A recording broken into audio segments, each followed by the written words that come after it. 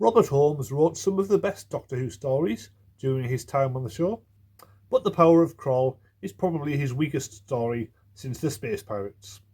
Reportedly, he was forced to include a massive monster and tone down the humour, which explains why it feels so different to the Ribos operation. After this, he went on to write some of the best Blake 7 episodes, and he came back to Doctor Who 6 years later to write The Caves of Androzani, which is widely regarded as one of the best stories the show ever did. So it all worked out in the end.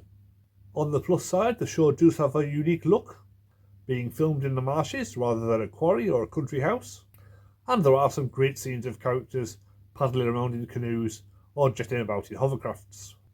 The idea of Kroll is also a strong one.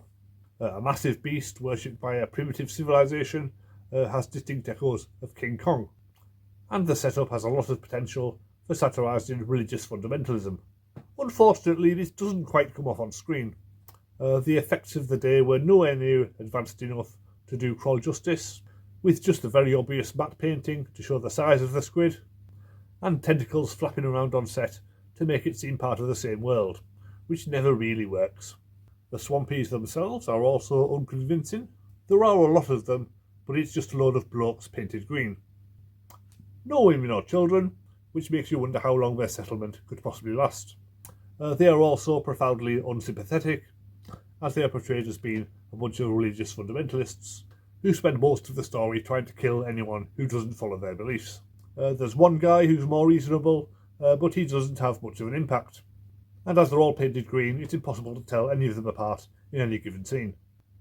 The refinery workers aren't much better. Again, they're all men, and again, they're not particularly nice people.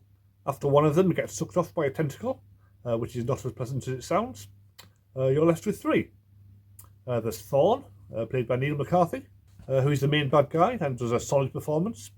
Fenner is played by Philip Maddock, who is usually excellent, but here he's reduced to more of a supporting role, and he just looks really grumpy throughout.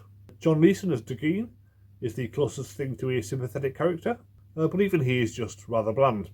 And most of the time they're all just stuck in one room, staring at basic computer graphics on a monitor, which does not make for good drama.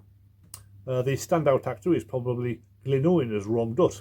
The character is an amoral gunrunner, so he's hardly sympathetic, but he's certainly a decent character actor, and he's always fun to watch.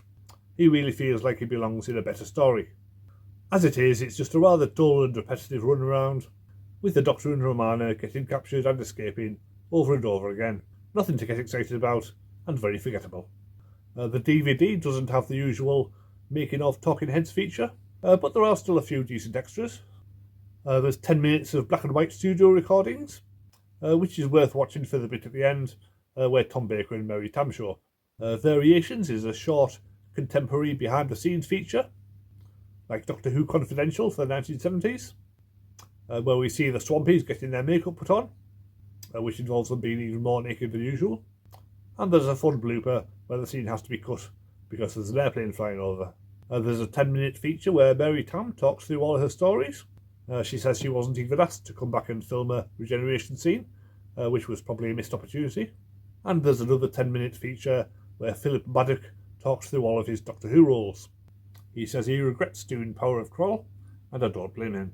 Overall, it's by far the weakest story of the season, at least so far, so I will give it a 3. Next week, the Armageddon Factor. The end of the Key to Time season already. It feels like it's just flown by. So subscribe to see that video, and as always, check out the playlist linked in the description to browse through all of my Doctor Who reviews so far. See you next time.